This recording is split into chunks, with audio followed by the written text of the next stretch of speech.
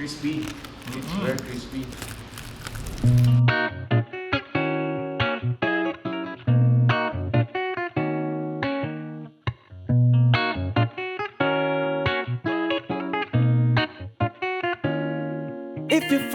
Nan, babaw kabalen, kumusta kayo po? My name is Louie. My name is Marco Nanan of We're in Pampanga, where we discover great places for you to check out. Guys, for today's vlog, dinayo po namin ang Poblacion Porac all the way from San Fernando, Pampanga para po matikman ang Mr. Crispy dito sa Porac, bro. Yes, actually this is the newest branch ng Mr. Crispy. So yung mga taga Porac dyan, matitikman nyo na. Guys, if you are into crispy pata, crispy ulo, chicharon bulaklak. Guys, if you want to know more about those foods, samahan nyo po kami. So tara, let's go!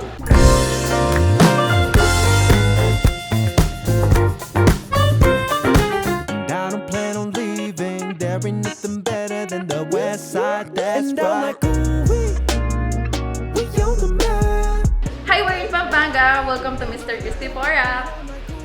Hi! Another time dito sa Mr. Crispy. Crispy pata. Dito Yes. sa may Porac naman tayo. So, pakilala ulit natin yung mga kanilang mga sinaserve. Yes. So, syempre, our favorite.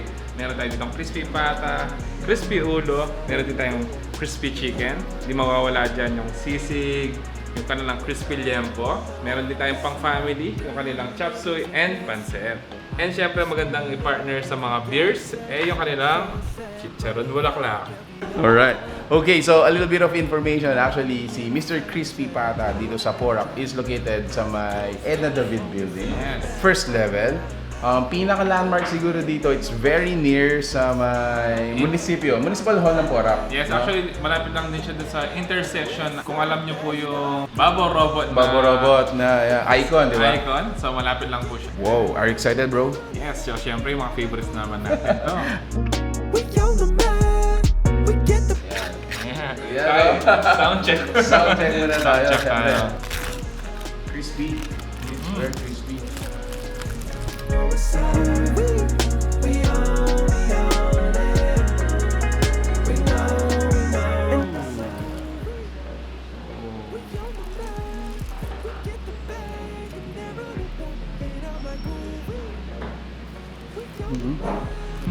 Ay.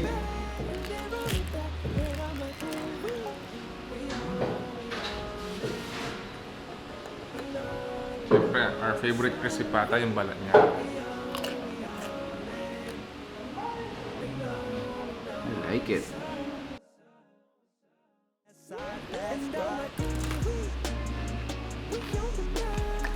Available din dito actually yung mga drinks nila and very suitable for siguro mga late night chill. Yes. They are open up until 10 p.m. usually during weekends.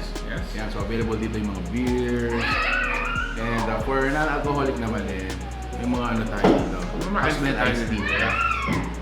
Now, for the crispy pata, regular price natin is 450 pesos. Jumbo crispy pata, add 50 pesos, jumbo na. For their crispy ulo, it's only 500 pesos. And for their crispy liempo, it's 230 pesos. Sa crispy chicken naman, it's 330. Chicharon bulaklak, ito magandang sama to sa mga pampulutan. Yan. So it's only 220 pesos. Sisig is 220 pesos. Chop suey is 220 pesos. And yung kanilang pansit. But if you want to experience this at your home, yan, message niyo po yung fan page, Mr. Crispy Porac. So pwede kayong pa-deliver sa mga party, Exactly. sa mga events, kung meron tayong event sa bahay, or even outside. Pwede kayong pa-deliver.